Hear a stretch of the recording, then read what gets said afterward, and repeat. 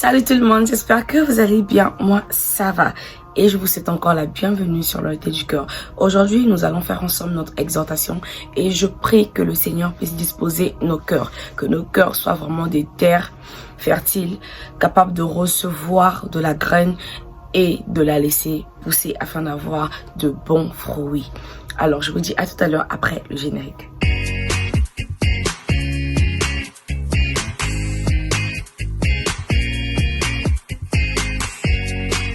Alors aujourd'hui, on va parler du sel de la terre et de la lumière du monde. C'est quoi en fait être le sel de la terre? Et ça veut dire quoi être la lumière du monde? Nous tous, nous savons que le sel, c'est ce qui apporte du goût à un repas.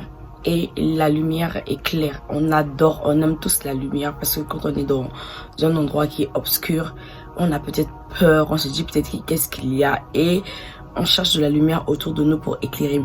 Ça peut être la torche dans le téléphone, ça peut être une lampe dans une maison. En tout cas, tout ce qui peut apporter de la lumière est toujours la bienvenue quand nous sommes dans l'obscurité. Alors c'est de ça que nous allons parler aujourd'hui. Et je veux lire la parole. Je veux lire la parole dans Matthieu chapitre 7. On va lire le verset 13 jusqu'au verset 14. Je lis la parole. Vous êtes le sel de la terre, mais si le sel perd sa valeur, avec quoi la lui rendra-t-on?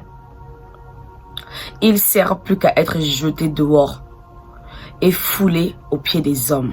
Au verset 14. Si vous êtes la lumière du monde, une ville située sur une montagne ne peut être cachée. Alors, on a lu la parole. Et moi, je veux qu'on puisse commencer par le sel. Comme je disais au départ que le sel, c'est ce qui apporte du goût. Et en étant chrétien, en fait, nous devons être ces personnes-là qui donnent goût à la vie, en fait. Nous devons être ces personnes-là qui donnent à notre entourage cette envie de vivre cette vie chrétienne-là avec nous. Mais aujourd'hui, on remarque carrément le contraire. Aujourd'hui, quand on veut parler d'hypocrisie, on indexe carrément le chrétien qui est en face. Quand on veut parler d'un mauvais comportement, on ne va pas loin, on ne cherche pas loin. On regarde à côté le chrétien qui va à l'église tout le temps et tout, c'est lui qu'on va indexer. Pourquoi on l'indexe? Parce que on a remarqué en fait dans notre société que ces personnes-là qui se lèvent tous les jours pour aller à l'église et tout, ce sont ces personnes-là qui ont un mauvais témoignage. Ce sont ces personnes-là qui ont un comportement en fait que plusieurs n'attirent pas. N'admirent pas.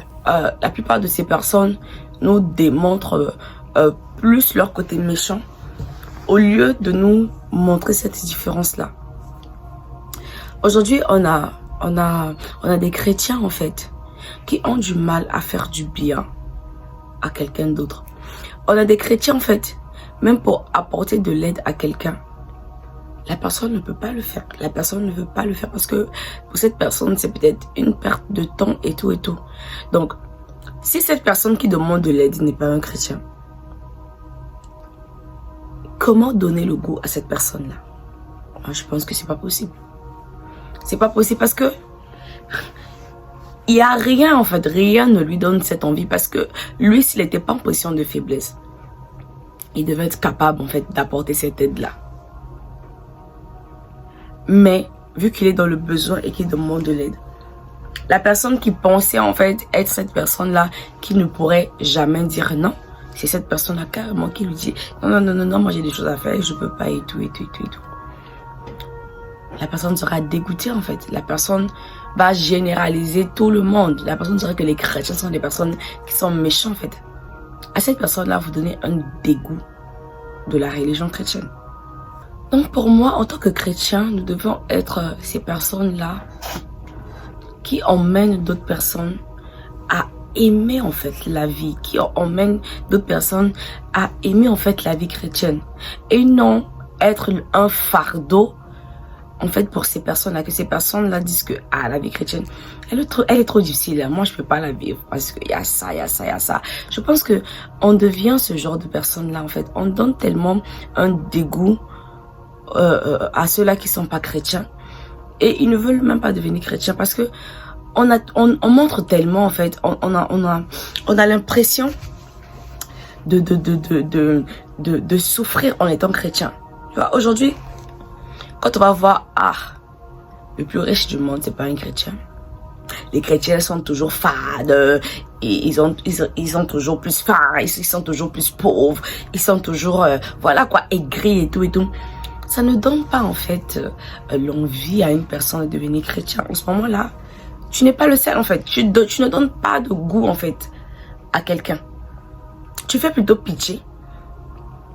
Et en fait, la personne qui est en face de toi ne peut pas rêver, imaginer être chrétien comme toi en fait. À ce moment-là, tu es ce sel-là qu'on doit jeter au dehors qui n'apporte aucun goût à la nourriture. Tu vois, normalement, chaque chrétien a cette responsabilité-là d'apporter du goût dans la vie de quelqu'un. D'apporter en fait cette envie-là à une personne, à une tierce personne, de vouloir en fait être un chrétien.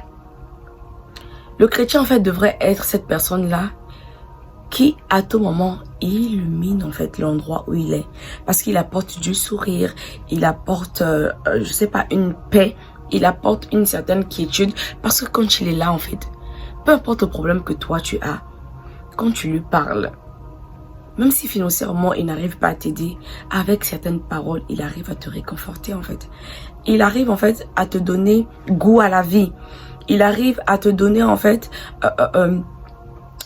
un nouveau regard sur ce qu'est la vie en fait. Vous voyez? Et en plus quand on dit que, voilà, vous êtes la lumière du monde. Nous savons tous que la lumière est là pour éclairer. Alors, lorsqu'on fait de bonnes œuvres en fait, lorsqu'on agit bien, nous sommes automatiquement une lumière pour une génération. Parce que, même quand nous ne serons pas là, ces personnes qui ont vécu autour de nous donneront un bon témoignage de nous en fait. Parce que quand tu fais quelque chose de bien, imagine un peu une personne qui t'a fait du mal. J'avais suivi, vous savez, moi je suis souvent des HVF, des choses un peu sur des enquêtes et tout et tout. Et il y avait un jeune homme qui avait heurté en fait, la voiture d'une dame. La dame était accompagnée de ses enfants. Et le jeune homme, lui, il voulait juste faire la course et tout. Il a vu la voiture, il est entré et la dame et ses enfants ont perdu la vie. Vous savez, quand ils sont partis au tribunal, le monsieur qui avait perdu sa famille, en fait, il a dit au jeune homme, il a pardonné au jeune homme. Et il a demandé au juge, en fait, de donner une chance à ce jeune homme-là, que sa peine ne soit pas si lourde. Et le jeune homme avait fondu en larmes. Le jeune homme avait fondu en larmes. Vous voyez un peu comment ce monsieur-là a apporté, en fait, une lumière dans la vie de ce jeune homme. Ce jeune homme-là, normalement, tu as tué une femme, tu as tué ses enfants, il courait une lourde peine, en fait. Mais le monsieur vient et il demande à ce que sa peine ne soit pas lourde, qu'on lui donne une chance en fait. Vous voyez que tu es dans l'obscurité totale, tu sais que tu vas aller en prison. Vous connaissez les prisons d'Amérique, tu sais ce que tu vas aller vivre en prison. Et la personne que tu as fait du mal vient te dire que non, qu'on t'accorde une peine plus légère, qu'on te donne une chance en fait, une nouvelle chance. Et c'est moi là, non. Et je sais que je ne suis pas encore arrivé à ce stade-là. Ah oui, je ne suis pas encore arrivé à ce stade-là. Parce que le stade où tu perds ton conjoint, où tu perds tes enfants, en fait. Toi qui avais l'impression d'avoir ta vie déjà qui a été faite, tu travailles, tu as ta femme, tu as tes enfants, tu as ta famille, en fait.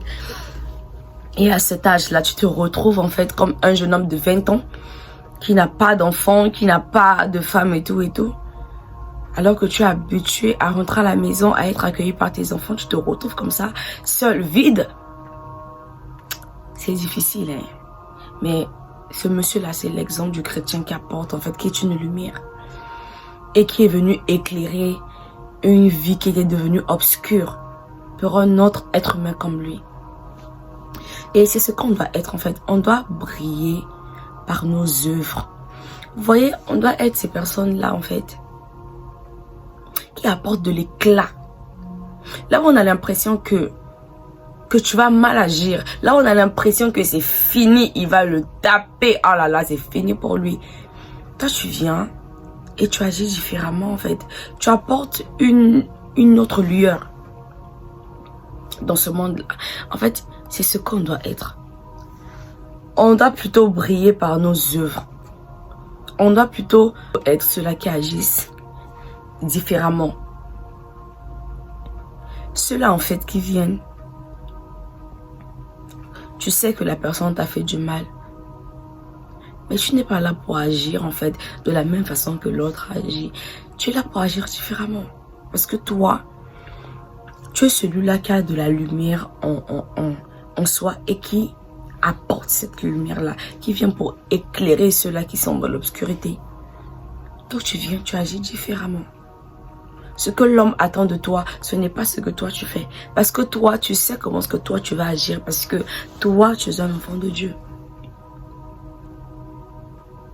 Tu vois, toi tu sais que si une personne est dans l'amertume, moi j'apporte du goût dans la vie de cette personne-là. Donc tu viens avec des paroles qui réconfortent. Tu viens avec un nouveau geste en fait. Je prends un exemple courant. Tu as des moyens. Tu vois peut-être une veuve qu'on torture, hein, et tout, qu'on met à la porte avec ses enfants. Mais toi, tu viens, tu arrives à donner un toit à cette personne-là. Et tu arrives à donner de quoi manger à cette personne-là. Mais tu ramènes le goût dans la vie de la personne. C'est comme ça que tu es censé être le sel, en fait. Et là, tu apportes, non seulement tu apportes le goût, tu apportes une nouvelle lueur, en fait. Tu apportes une lumière à cette personne-là. Et ça, cette personne-là ne pourra que croire en Dieu. Parce qu'une personne avec un si bon cœur, une personne qui arrive à te donner une nouvelle chance, mais la personne croit, la personne aussitôt va croire en Dieu parce que il va se dire oui, cette personne est vraiment un chrétien avec ce qu'il a fait. Non, à cause de ce témoignage-là que tu vas donner, la personne va croire en toi direct. Vous savez, lorsque Judas a eu à vendre Jésus, quand il a trompé Jésus, il a fallu aux disciples en fait de le remplacer. Et quand on a remplacé Matthias, ils ont demandé à l'entourage de Matthias comment est-ce que Matthias se comportait en fait. Et ils ont élu Matthias comme le remplaçant de Judas, le 12e apôtre. Parce qu'il se comportait, parce que tout son entourage, tout le monde autour de lui donnait un bon témoignage de lui. C'est comme ça qu'il est devenu apôtre. Mais non. Essaie de te regarder. Pose-toi la question. Si on doit demander à ton entourage de donner un témoignage de toi, qu'est-ce que ces personnes diront de toi?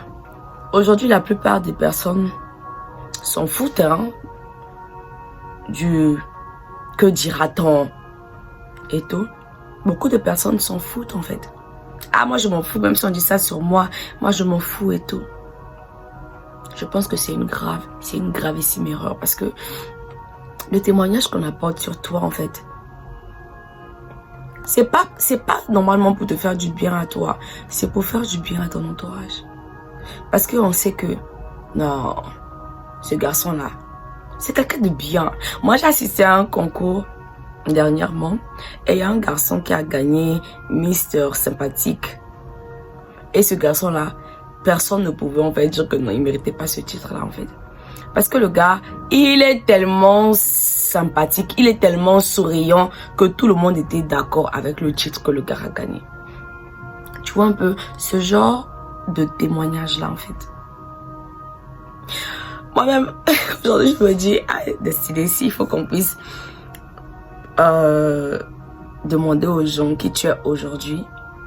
Je vous assure que j'ai tellement changé et j'ai tellement changé en mal que je suis sûre que c'est pas tout mon entourage qui dira de moi ah, Destinée, c'est quelqu'un de bien, c'est quelqu'un de ci et de ça, parce que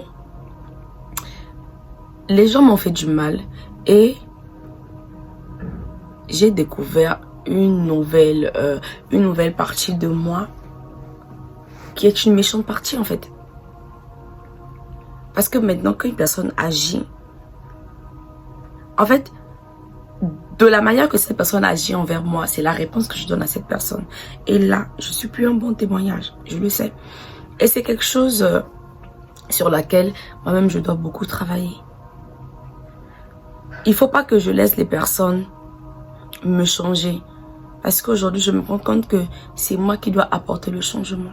C'est moi qui dois apporter le goût et c'est moi qui dois être une lumière. On va pas parler de moi, on continue. Donc faites cet exercice-là. Et en fait, arrangez-vous à être un bon témoignage.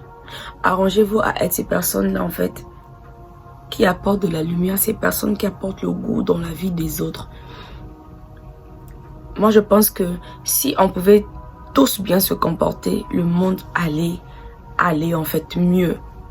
Le monde allait se sentir en fait bien. En fait, on n'allait pas avoir, on n'allait pas remarquer toute cette méchanceté qu'il y a dans le monde. Hein. C'est parce que l'homme se comporte mal qu'après on retrouve beaucoup de personnes méchantes dans ce monde. Vous voyez, si vous suivez souvent les enquêtes impossibles, YouCrime, vous allez voir que même ceux qui deviennent des tueurs en série, quand vous allez voir l'histoire un peu de leur enfance, ils avaient peut-être un papa qui était genre brutal, un alcoolique, ils avaient une maman peut-être qui les insultait, qui les rabaissait et tout. Donc, ce sont ces personnes-là elles-mêmes qui ont formé un monstre en fait. Vous voyez, tu as été une obscurité pour quelqu'un. Tu as été celui-là qui n'a pas apporté le goût à la vie de quelqu'un et cette personne devient un monstre. Et c'est ce que nous faisons avec notre entourage. Donc, pour que le monde puisse aller bien, soyons tous des lumières du monde et apportons tous du goût, soyons tous du sel pour que le monde puisse bien aller. Donc moi je vous souhaite un excellent dimanche et je prie vraiment que le Seigneur nous touche, que le Seigneur puisse briser nos cœurs de pierre en cœur de chair, que le Seigneur lui-même puisse encore nous aider à briller comme il se doit, à être cette lumière-là qui éclaire, à être ce sel-là qui apporte le goût à la terre. Donc, je vous dis à très bientôt pour une autre rubrique, quoi. Et je vous aime beaucoup, beaucoup, beaucoup. Je vous aime de l'amour du Christ. En tout cas, paix, quiétude chez vous. Que le Seigneur vous bénisse. Je vous dis à très bientôt.